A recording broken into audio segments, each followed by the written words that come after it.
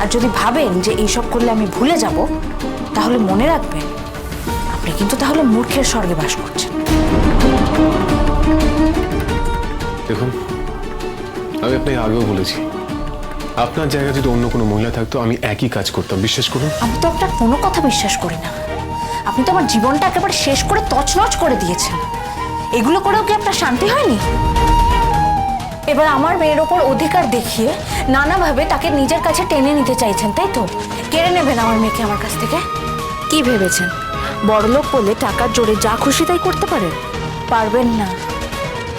আমি প্রাণ থাকতে কিন্তু সেটা হতে দেব না। মানে প্লিজ প্লিজ আপনি শান্ত হন। দেখুন, আপনি নিজেও বুঝতে পারছেন আপনি আমাকে কি বলছেন। আপনি সামান্য একটা গিফট দিয়েছি, এর মধ্যে গরিব বড় লোক কোথা থেকে আসছে? আসছে কারণ আপনি আমার বারণ সত্ত্বেও ওকে জামাটা কিনে দিয়েছেন। কেন একজন মায়ের বারণ শুনলেন না আপনি? কি স্বার্থ আপনার? মানে সবকিছু পেছনে স্বার্থ থাকে না,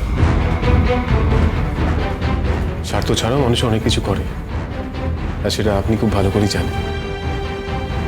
আচ্ছা, আপনি তো মাসিমণিকে চিনতেন না, কিন্তু না চেনা সত্ত্বেও আপনি তো মাসিমণিকে বাঁচিয়েছেন।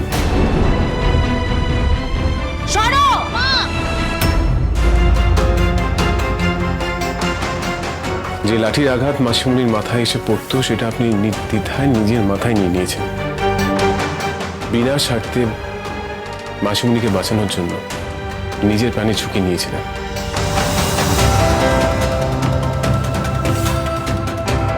মানুষের আবেগ, মানুষের ভালোবাসা স্বার্থ দিয়ে বিচার করা যায় না বানি।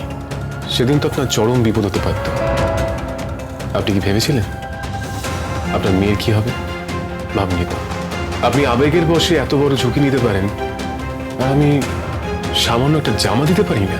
না পারেন না, আর এটাই আমার শেষ কথা।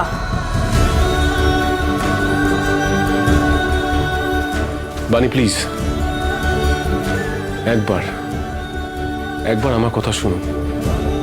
আপনি যেই কারণে আমার কাছ থেকে তানিয়াকে দূরে সরাতে চাইছেন সে কাজটা আমি করিনি।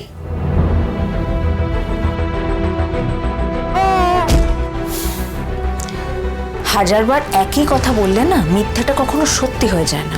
আর আপনাকে আমি অনেকবার আগেও বলেছি যে এই একই কথা আমি শুনতে আর চাই না। আপনাকে আমার কথা শুনতেই হবে। আমার জন্য না হলেও তানিয়ার জন্য আপনাকে শুনতেই হবে। হ্যাঁ, সেটাই বাকি আছে। এখন আমার মেয়ের নামে দোহাই দিয়ে আপনি আপনার মিথ্যেগুলোকে আমাকে সব সাজিয়ে গুছিয়ে বলবেন, তাই না? আজ শপিং মলে বিদ্যুৎ এসেছিল তানিয়ার সঙ্গে দেখা করতে।